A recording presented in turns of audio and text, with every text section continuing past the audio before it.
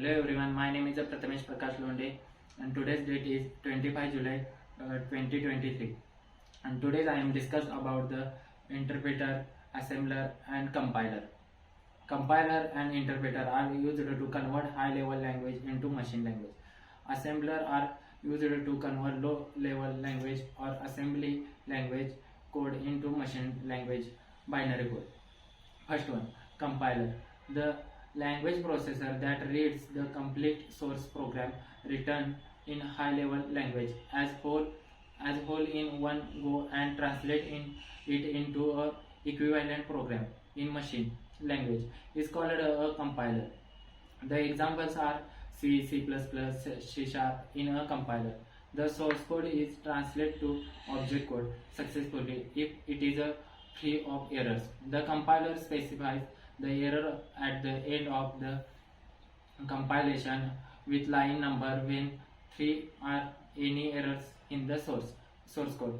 The error must be removed before the compiler can successfully recompile the source code again.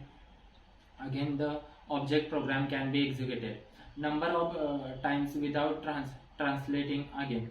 Second one, assembler. The assembler is used to translate the program written in assembly language into machine code. The source program is an input of an assembler that contain assembly language instruction. The output generated by the assembler is the understandable by the computer. Assembler is basically the first interface that is able to communicate humans with the machine.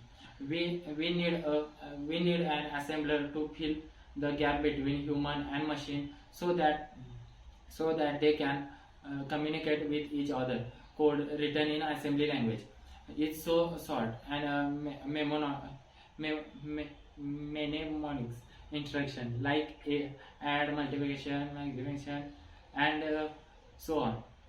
And the assembler is basically able to convert this in binary code. Here these also depend upon the architecture of the machine. Third one is the interpreter. The translation of a single statement of the source program into machine code is done by the language processor and executed immediately before moving on to the next line is called an interpreter. If there is an error in the statement, the interpreter terminates its translating process at that statement and display an error message. The interpreter moves on to the next line for execution only after the removal of the error. And interpreter directly execute